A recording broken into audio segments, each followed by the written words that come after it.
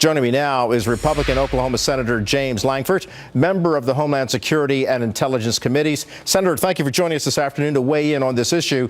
So what do you make of the president's tweet right there saying, particularly, but stupidly, not politically correct as it relates to his travel ban? Yeah, I think the grand challenge that we have is we do have people around the world that do mean to do us harm, and they would like to get into this country and to be able to do damage to innocent Americans. And I think people lose track of that. There is this perception among Americans that because we haven't had a major terrorist attack in the United States in a long time, that somehow everybody is turned away and they all treat us the same. But for decades now, we've had terrorist organizations that are actively trying to get into the country, whether they get in electronically to try to communicate to someone in the country, as we've seen before in some of the other attacks here in the United States, or whether they physically try to travel here and do us harm. So it is something we do need to pay attention to and be aware of who's coming in the country and what their intentions are. So, Senator, what do you make of the fact that the travel ban has had a number of issues and a myriad of problems in terms of being fully implemented and accepted by the American people and the courts? Yeah, it's been an interesting thing to go through the court system. Initially, the wording of the travel ban was not worded well. The administration acknowledged that, brought it back out, looked at it again, and put it back out.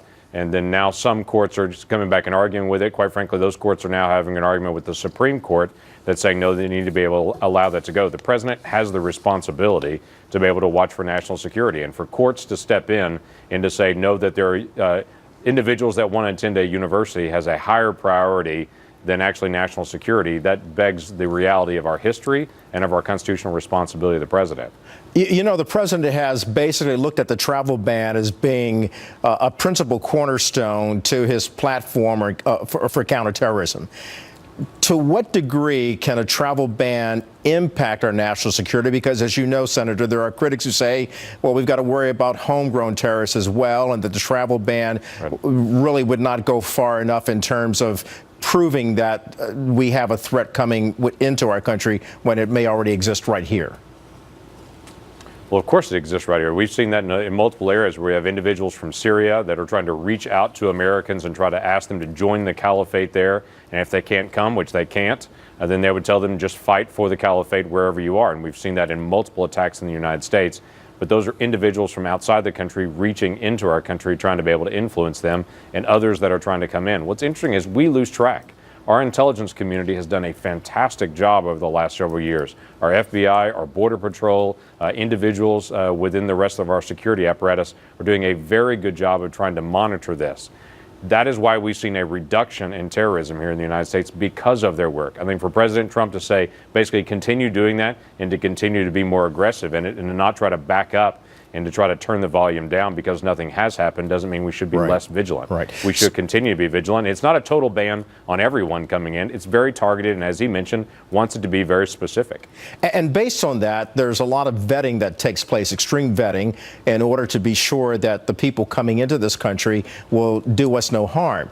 What would you like to see done, Senator, given the fact that we still see terrorism is very active, that ISIS is very determined to strike where it may and where it can, and certainly their eyes is on the prize of attacking any interest here in the United States or our allies? Right. Yeah, we need to continue to stay focused and vigilant, as you mentioned before, but that's also being very specific in research. When we have individuals coming into the country, we should know positive information. What happened earlier in the previous administration was they said for refugees, for individuals coming in the country, as long as we don't know anything bad, we're going to assume everything's good. The Trump policy is trying to flip that on its head and say, no, we need to really know who you are. It's not a matter of just we don't know anything bad about you, so you must be good and assume that. We need to be able to say we know who you are, we know what you're about, why you're coming, and yes, you're welcome to come to our country. Senator, our country's still very welcoming. We need to treat it that way. Senator, real quickly, I don't want to cut you off real quick, but real quickly, he's talking about 6 majority Muslim countries: Iran, Syria, Sudan, Somalia, Libya, and Yemen. Those are all countries that we know ISIS and al-Qaeda have a large stronghold in terms of recruiting people. So we should be mindful of that. Do you think this is something that we need to be more mindful of as the president prepares to go before the Supreme Court in October? Yeah, absolutely. And it's not a Muslim ban. It's been accused of being a Muslim ban. It's certainly not. The largest Muslim countries in the world, like Indonesia and others, are not listed in this. You're talking about countries with no functioning government, like Yemen, like Libya, war-torn countries like Syria, saying, we don't know who many of these people are, and there's no government to be able to even talk to ask who they are. We should be more careful because we know ISIS is involved there, and I'm quite confident the administration's taken it very, very seriously.